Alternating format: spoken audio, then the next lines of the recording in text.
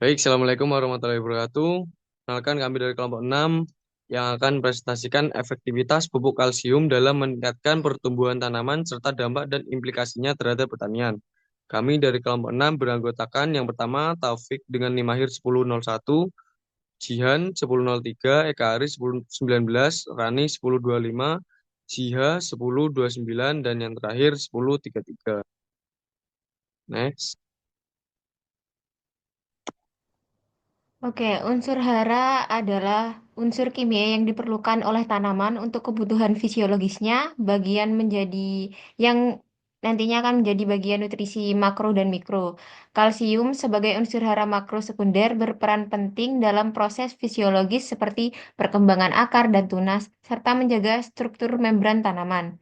Ketersediaan kalsium dalam tanah mempengaruhi produktivitas hasil pertanian dengan bentuk kation Ca2+ yang dapat diserap oleh tanaman.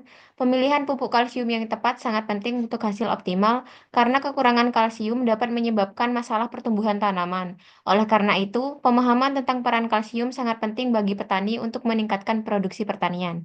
Next.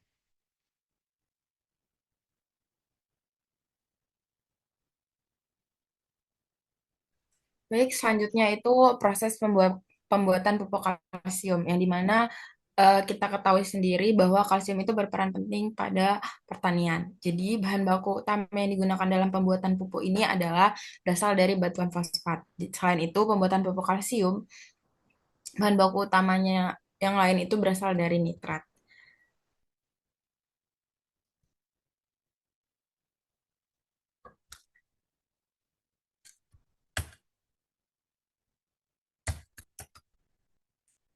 Nah, di sini kami menampilkan proses pembuatan pupuk kalsium dari salah satu literatur yang dimana pembuatannya ini juga dengan bahan pendukung cakang telur ayam. Di sini bahannya ada cakang telur ayam untuk bahan utama dari kalsiumnya. Yang kedua asam nitrat atau HNO3 dengan konsentrasi 65% dan air.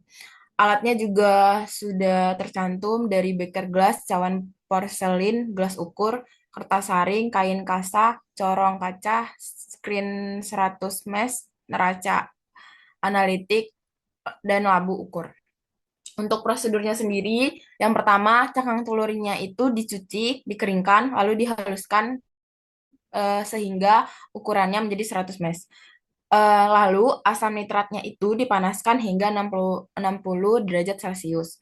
Cakang telurnya itu lalu ditambahkan sedikit demi sedikit ke dalam asam nitratnya tadi sambil diaduk sesuai kecepatan tertentu.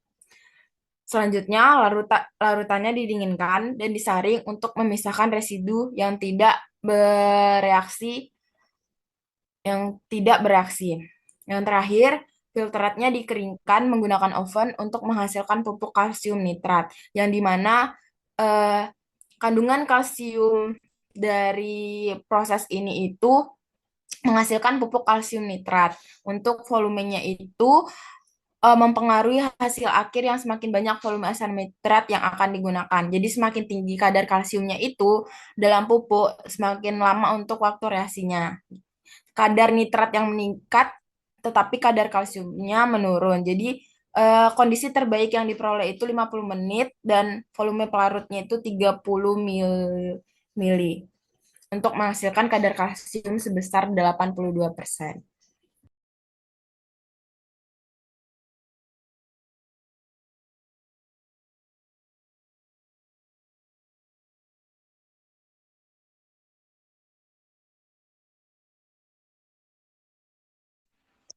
Oke, untuk selanjutnya yaitu bentuk kalsium dalam tanah dan proses penyerapannya. Bentuk kalsium dalam tanah itu tersedia dalam berbagai bentuk yang berperan penting dalam kesehatan tanaman. Beberapa bentuk yaitu ada yang paling umum itu ada dua yaitu kalsium karbonat CaCO3 yang merupakan kalsium paling umum yang sering ditemukan di tanah kapur. Kalsium karbonat juga berfungsi untuk meningkatkan pH tanah. Pada kalsium karbonat ini dalam bentuk utamanya itu berbentuk garam yang mana itu yang terbentuk dari proses-proses pelapukan mineral maupun aktivitas biologi yang lain yang menghasilkan garam. Untuk yang kedua, kalsium sulfat atau CaSO4 yang dikenal sebagai gypsum. Kalsium sulfat ini membantu meningkatkan kesuburan tanah, memperbaiki drainase, dan juga struktur tanah, serta menyediakan kalsium. Kalsium kalsium sulfat ini dalam bentuknya yaitu kalsium terlarut atau ion yang biasanya terbawa dari air maupun dari faktor eksternal yang lain. Bisa di next. Kalsium nitrat CaNO3 2 ini adalah bentuk kalsium larut udara yang menyediakan kalsium dan nitrogen bagi tanaman. Kalsium nitrat mendukung pertumbuhan akar dan meningkatkan kualitas hasil panen. Untuk kalsium pekat, dalam tanaman kalsium sering ditemukan dalam bentuk kalsium pekat, yang merupakan komponen penting dari dinding sel. Ini membantu menjaga integritas struktural tanaman. Proses penyerapan kalsium dalam tanah melibatkan beberapa mekanisme yang penting bagi tanaman. Kalsium diserap oleh tanaman dalam bentuk ion kation Ca2+ melalui proses difusi.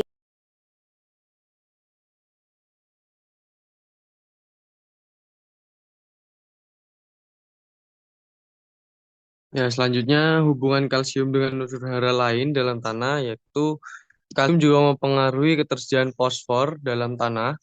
Jumlah kation kalsium yang tinggi dapat menyebabkan penurunan ketersediaan fosfor, karena fosfor cenderung berikatan dengan kalsium dalam bentuk senyawa yang tidak larut. Kalsium berinteraksi dengan kalium dan magnesium dalam tanah. Penambahan kalsium dapat menyebabkan antagonisme terhadap penyerapan kalium, di mana peningkatan kalsium dapat menghambat penyerapan kalium oleh tanaman. Hal ini terjadi karena kalsium, kalium, dan magnesium bersaing untuk tempat pertukaran kompleks tanah. Nah, sebelum di next, fungsi dari kalsium sendiri juga sebagai elemen yang membantu memperkuat dinding sel dan menjaga integritas membran sel tanaman. Dengan demikian, kalsium mendukung transportasi unsur hara melalui akar ke bagian tanaman lainnya.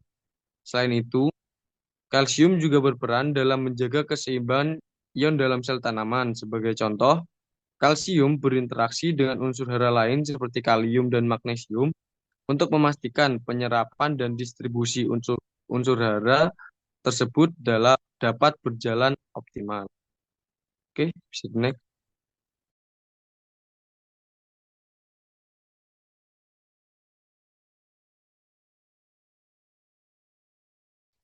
Oke, selanjutnya adalah bentuk pupuk yang mana sudah tersebar di masyarakat, yang mana itu dapat diaplikasikan serta dampaknya bagi pertumbuhan tanaman. Yang pertama ada kalium nitrat atau CaNO3 2. Pupuk ini tuh menyediakan kalsium dan juga nitrogen jadi satu dalam bentuk nitrat, yang mana jadi mudah diserap oleh tanaman. Yang kedua ada kalsium karbonat CaCO3 atau biasa masyarakat menyebutnya kapur pertanian. Kalsium karbonat ini digunakan untuk menaikkan pH tanah yang asam sehingga dapat meningkatkan ketersediaan hasil hara. Selain itu, kalau digunakan kalsium di tanaman. Next.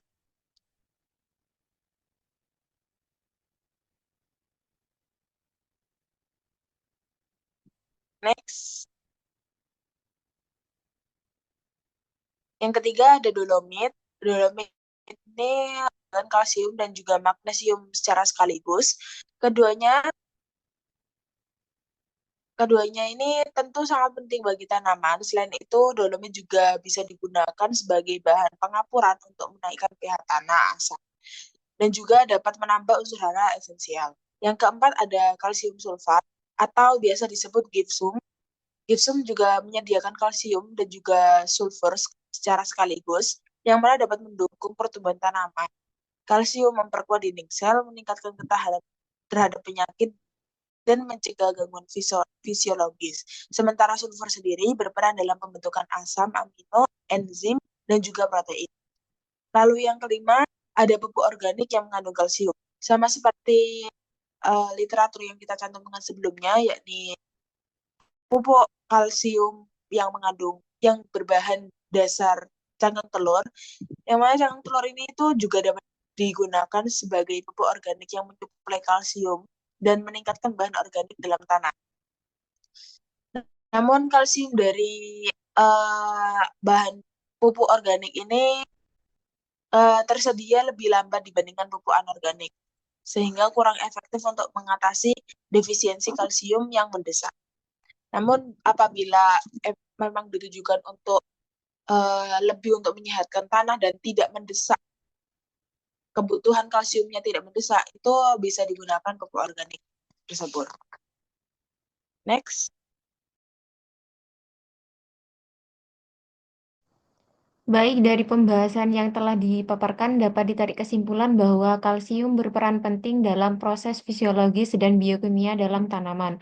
Kalsium sendiri dapat diserap oleh tanaman dalam bentuk ion kation Ca2+ melalui proses difusi. Untuk memenuhi kebutuhan kalsium, berbagai tipe pupuk dapat diterapkan pada pertumbuhan tanaman seperti kalsium karbonat atau CaCO3. Kalsium memiliki hubungan yang signifikan dengan unsur hara lain di dalam tanah yang mempengaruhi penyerapan dan ketersediaan nutrisi bagi tanaman seperti unsur magnesium, kalium, dan fosfor.